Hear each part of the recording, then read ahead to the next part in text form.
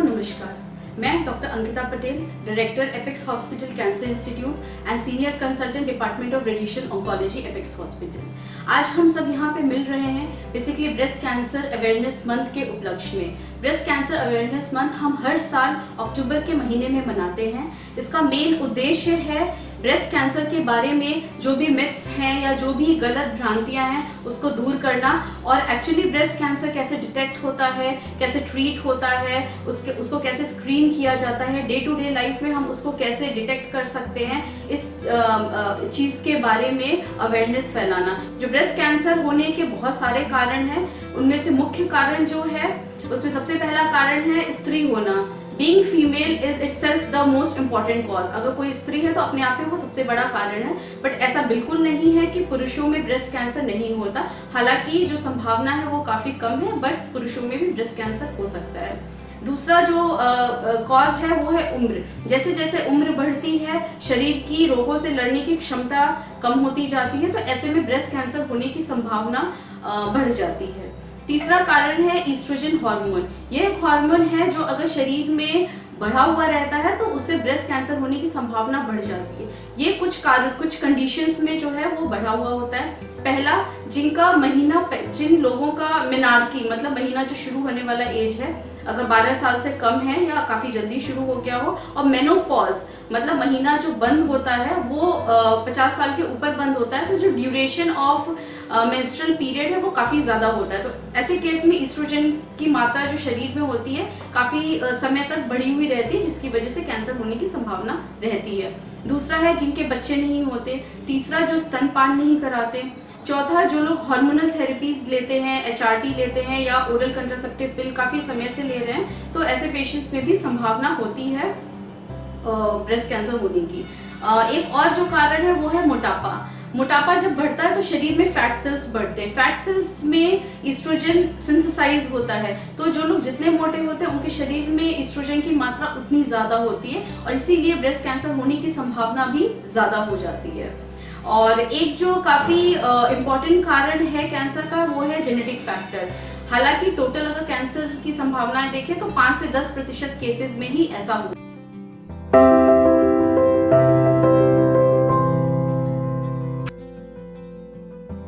नमस्कार, मैं doctor Neha Gupta, radiation oncologist हूँ, और मैं आज आपको स्तन कैंसर के क्या क्या लक्षण होते हैं इससे मैं आज आपको अवगत कराऊंगी। सबसे पहला जो बहुत ही कॉमन लक्षण है वो है स्तन में गांठ का होना। स्तन की गांठ किसी भी प्रकार की हो सकती है। ये नरम हो सकती है छूने पर, या सख्त भी हो सकती है, और स्तन के किसी भी हिस्से में ये मिल सकती है, यहाँ तक कि निप्पल के नीचे भी। कैंसर की जो गांठ होती है अक्सर इसमें दर्द नहीं होता है। जब कैंसर काफी बढ़ जाता है तब इसमें दर्द महसूस होने लगता है। दूसरा लक्षण निप्पल से किसी भी प्रकार का स्त्राव आना, यानी कि रक्त भी हो सकता है या सफेद पानी भी हो सकता है। तीसरा काफी कॉमन जो लक्षण होता है वो निप्पल का अंदर खिंच जाना। ये भी होता है कि स्तन जो है का आकार छोटा या बड़ा हो जाता है। अक्सर नॉर्मल जो स्किन होती है आप देखेंगे कि स्किन एकदम चिकनी होती है, लेकिन जब आपने कभी ध्यान दिया होगा कि जो संतरे की छिलके की जो खाल होता है वो एकदम बीच बीच में उसमें छेदा छेदा रहता है। तो अगर इस तरीके का लक्षण आपको अपने स्तन में कि स्तन की खाल पे दिखाई देता है तो ये भी एक लक्षण है।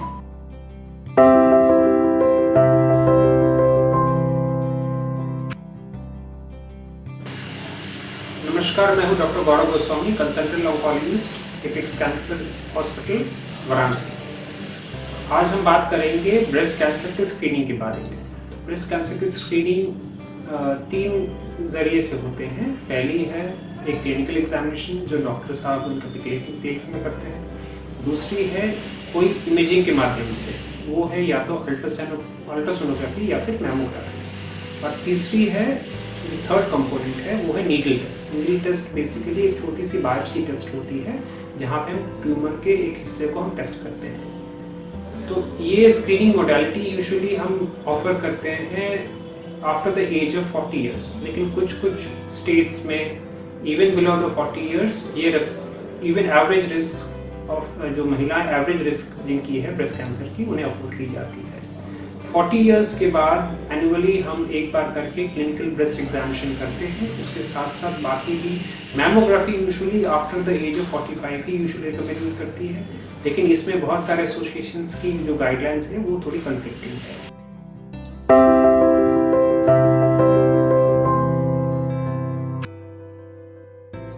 जैसा कि आप सभी लोग जानते हैं कि आधुनिक चिकित्सा विज्ञान साक्ष्य पर आधारित है। नमस्कार, मैं doctor Swati Chauhan Apex super speciality hospital में पैथोलॉजी विभाग में कंसल्टेंट के पद पर कार्यरत हूँ और आज मैं आप लोगों को ब्रेस्ट कैंसर संबंधित पैथोलॉजी की जांचों के बारे में बताने वाली हूँ। इस चरण में सबसे पहली जांच जो की जाती है वो होती है FNAC, जो कि है फाइन नीडल एस्पिरेशन साइटोलॉजी। ये एक सुई की जांच होती है और इसमें सिर्फ सुई के चुभने जितना दर्द होता है। इस जांच के जरिए हमें ये पता चलता है कि कोई ब्रेस्ट की गठान कैंसर है या नहीं।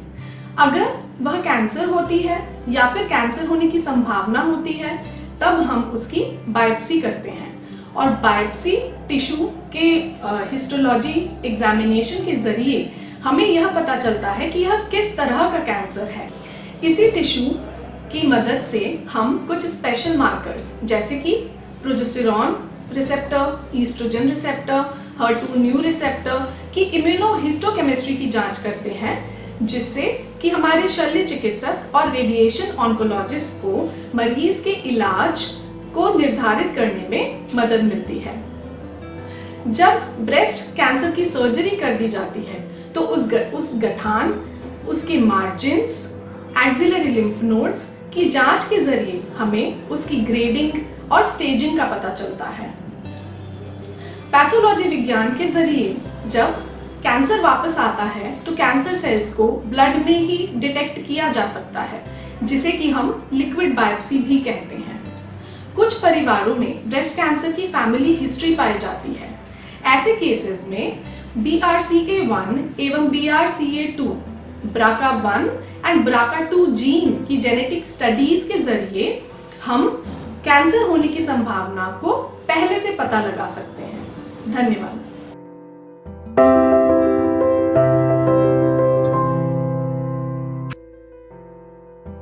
Namaskar, myself Dr. Gauri, consultant radiologist at Apex Hospital. सोनोमैमोग्राफी यानी ब्रेस्ट का अल्ट्रासोनोग्राफी, एक्सरे मैमोग्राफी यानी ब्रेस्ट का एक्सरे और MRI से ब्रेस्ट संबंधित सभी गांठ की समुचित रूप से जांच की जा सकती है। अल्ट्रासोनोग्राफी और MRI जो कि रेडिएशन मुक्त है, किसी भी उम्र की महिला के लिए उचित है। वहीं एक्सरे मैमोग्राफी सामान्यतः रूप से 40 की उम्र की बाद की जाती है और डिजिटल होने पर रेडिएशन डोज भी न्यूनतम है। MRI जो कि सर्वोत्तम जांच है, कुछ स्पेशल कंडीशंस के लिए है, जैसे कि छोटी गांठें, इम्प्लांट युक्त ब्रेस्ट या डेंस ब्रेस्ट जिसमें कि ग्रंथियां ज्यादा हों। USG मशीन के द्वारा गाइडेड FNAC और बायोप्सी से गांठ के टुकड़े की सही जांच और नीडल लोकलाइजेशन से ब्रेस्ट संरक्षण सर्जरी भी संभव है। इसके अलावा स्टेजिंग के लिए यानी कैंसर शरीर के किस हिस्से में फैला है, हम CT scan, ultrasound abdomen, PET scan और बोन स्कैन द्वारा पता कर सकते हैं।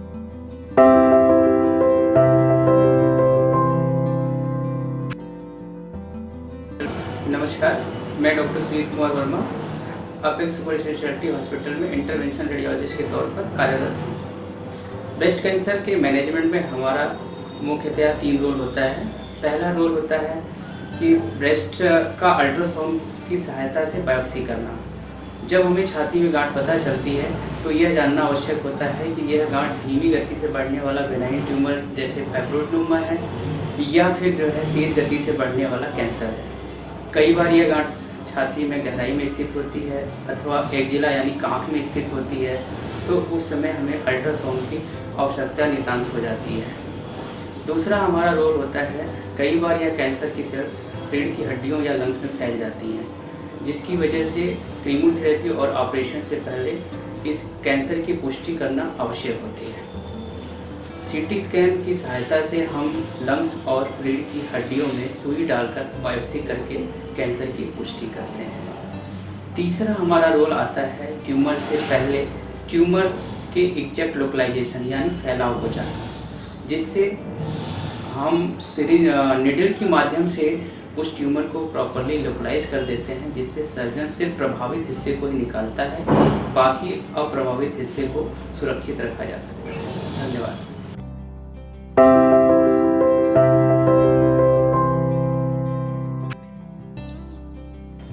नमस्कार, मैं doctor Ram Singh Meena, consultant nuclear medicine and PET city in apex hospital Varanasi. मेरे डिपार्टमेंट के अंतर्गत वोल बॉडी पेट सिटी और बोन स्कैन ब्रेस्ट कैंसर के इलाज के लिए बहुत ही महत्वपूर्ण जांच हैं, जिनमें से अत्याधुनिक जांच वोल बॉडी पेट सिटी बीमारी के इलाज होने से पहले स्टेज पता करने यानी कि शरीर में स्प्रेड होने को जानने, बीमारी के इलाज के असर देखने के लिए, बीमारी के दोबारा होने या समय समय पर स्थिति जानने के लिए बहुत ही उपयोगी जांच है। धन्यवाद।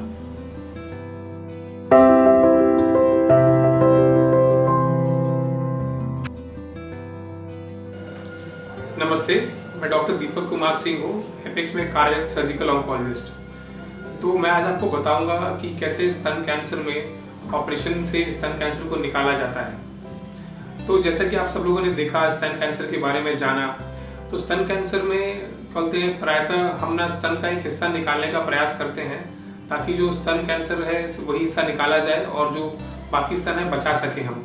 तो उससे फायदे ये होते हैं कि जो लेडीज होती हैं, जो औरतों जो अपना स्तन बचाना चाहती हैं, उनको हम ये सुविधा प्रदान कर पाते हैं। और स्तन बचाने के बावजूद लोगों में शंका या फिर धारणा बनी रहती है कि बीमारी जल्दी वापस आती है या फिर बचे हुए स्तन में बीमारी आ सकती है। ऐसा होता है, लेकिन ये जो बीमारी वापस आने का खतरा है, अगर आप पूरा स्तन निकलवाते भी हैं तो भी लगभग पूरे इलाज खत्म करने के बावजूद उसके बराबर ही होता है। तो अगर आप कैंसर होने के बावजूद अपना स्तन बचाते हैं, चाहे वो कीमोथेरेपी लेने के पहले वाला ऑपरेशन हो या फिर कीमोथेरेपी लेने के बाद वाला ऑपरेशन, दोनों ही सूरतों में आपका सिर्फ ना वो गांठ निकाला जाएगा और आपका जो बचा हुआ स्तन है उसको ना जोड़ के एक नया स्तन बनाया जाएगा, या फिर आपके ना पीठ की तरफ से चमड़ी लेके या फिर आपके बगल या कांख से चमड़ी लेके उस नए स्तन को ऐसा आकार दिया जाएगा जो कि आपके दूसरे स्तन के लगभग समानांतर हो, और अगर आप कोई कपड़े पहने तो उनमें कोई फर्क नजर ना आए।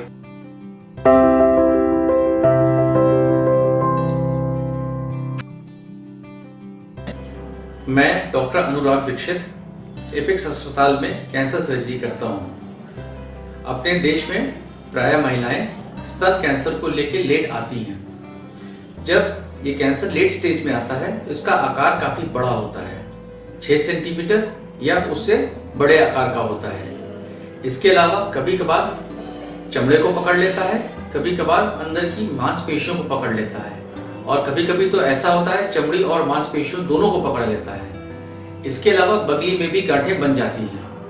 ऐसे समय में जो हम सर्जरी करते हैं उसको हम MRM यानी कि मॉडिफाइड रेडिकल मेस्टेक्टमी कहते हैं। इसमें हम पूरी छाती निकालते हैं, इसके अलावा जो बगली में गांठें होती है उसको भी पूरी निकालते हैं। जब ये कार्य करते हैं तभी ये सर्जरी पूरी कहलाती है और इसका पूरा इलाज हो पाता है। इस इलाज के बाद कीमोथेरेपी और रेडियोथेरेपी भी होती है, लेकिन इसको जो कमी आती है छाती में यानी कि स्तन में आती है, उसको निकालने के बाद उसको हम कृत्रिम अंग लगा के पूरा कर सकते हैं। जब कृत्रिम अंग लग जाते हैं, उस लगने के बाद जो स्तन होता है वो दूसरे स्तन के बराबर दिखाई देता है, क्योंकि जब आप उसके ऊपर कपड़ा पहन लेते हैं तो ऐसा बिल्कुल नहीं होता कि कोई आपके शरीर में कमी दिखाई दे रही है। धन्यवाद।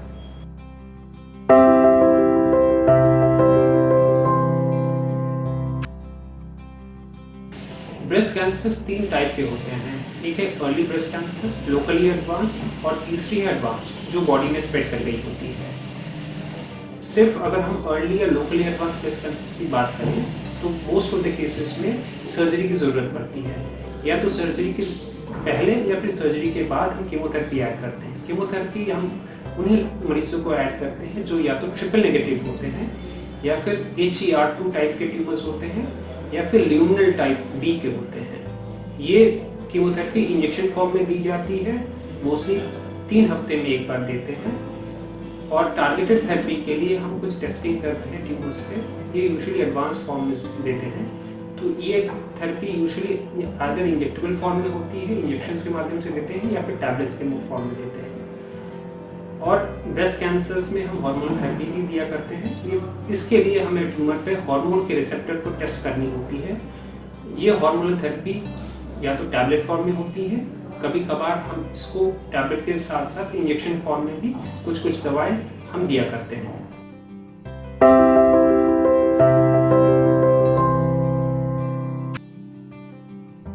अब मैं आपको बताऊंगी सिकाई के बारे में। सिकाई के बारे में आम धारणा है कि इसमें हमको जलाया जाए। सिकाई विकिरण चिकित्सा है जो कि एक्सरे के द्वारा की जाती है। अब बात करती हूँ मशीन की।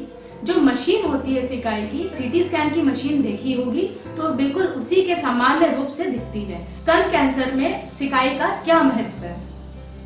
स्तन कैंसर अगर अर्ली स्टेजेस में होता है, यानी कि स्टेज 1, स्टेज 2 में, तब वो छोटा होता है, तो हमारे जो सर्जन मित्र होते हैं वो उस गांठ को निकाल देते हैं। अब बात करते हैं स्टेज 3, जो कि एडवांस स्टेज है, जिसमें कि हम स्तन को बचा नहीं सकते हैं। तो जब सर्जन जो हमें आंखों से दिखने वाला जो कैंसर है उसको निकाल देता है, तब भी जो कैंसर की कोशिकाएं हैं जो कि सूक्ष्म रूप से वहां पे मौजूद हैं। सिकाई की जो किरणें, रेडिएशन का यही काम है कि वो जो माइक्रोस्कोपिक डिजीज उसको एकदम जड़ से खत्म कर दे। अब एक आम धारणा है कि सिकाई से चमड़ी हमारी काली हो जाती है। मैं आपको बताना चाहूंगी कि हमारे एपेक्स अस्पताल में जो मशीन है वो एकदम लेटेस्ट मशीन है और उसमें चमड़ा बिल्कुल काला नहीं होता है। अगर थोड़ा बहुत काला होता भी है तो वो महीने 2 महीने के अंदर एकदम नॉर्मल हो जाता है।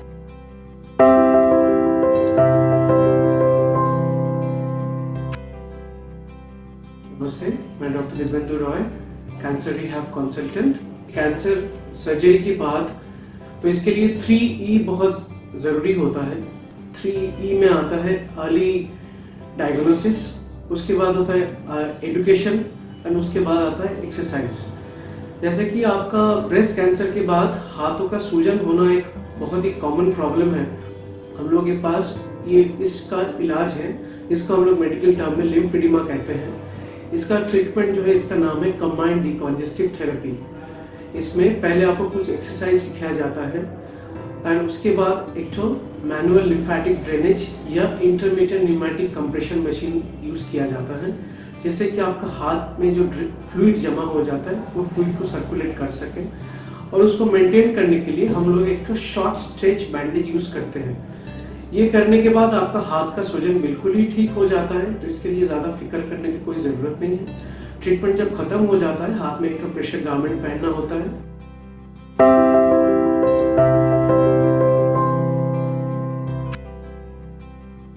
मैं डॉक्टर एस.के. सिंह, बेसिकली मैं ऑर्थोपेडिक सर्जन हूँ और मेरी हॉबी रही है कि जो सर्विसेज वाराणसी में स्पेशलिटी कैटेगरी की नहीं उपलब्ध थे उसको यहाँ लाने के लिए मैंने गवर्नमेंट जॉब को छोड़ करके इस मिशन में लग गया और ये देखा कि कैंसर की आज से 12 साल पहले आधुनिक कोई भी चिकित्सा यहाँ वाराणसी में उपलब्ध नहीं थी, चाहे तो BHU हो या कोई अन्य गवर्नमेंट हॉस्पिटल हो या प्राइवेट हॉस्पिटल हो। उसमें कॉन्सेप्ट आया कि नहीं, कैंसर की टॉप मोस्ट क्या अरेंजमेंट यहाँ जरूरत है।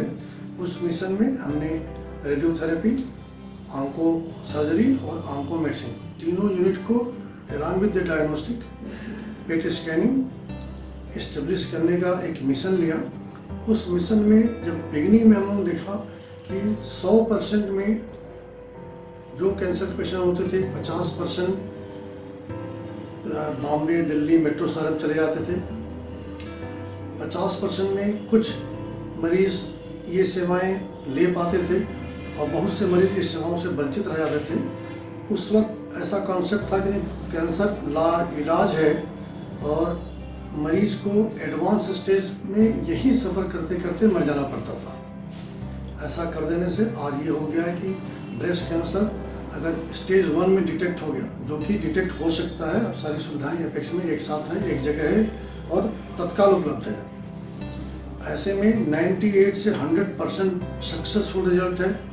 और अगर वहीं स्टेज 2, स्टेज 3 में चला गया तो 75% तक स्टेज 4 चला गया तो 20% तक। इतना बड़ा ड्रेस्टिक चेंज लाने वाला कैंसर की चिकित्सा का शुरुआत किया। आज यहाँ के लोग लगातार इसका फायदा ले रहे हैं और इवन लॉकडाउन सिचुएशन में, पैंडेमिक सिचुएशन में लगातार हमारे कैंसर विभाग ने इस सेवाओं को देता रहा है, जो कि एक रिमार्केबल संख्या रहा है।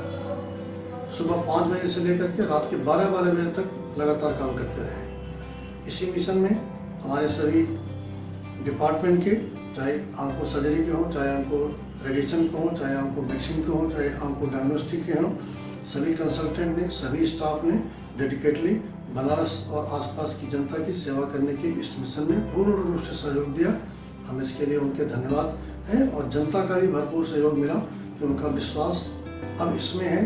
अब ये मेट्रो की तरफ जाते नहीं हैं या कभी जाते भी हैं दिल्ली, बॉम्बे, मद्रास, चेन्नई, अधिकांश पेशेंट वापस लौट करके फिर यहीं पर अपने कार्य को कराते हैं। धन्यवाद।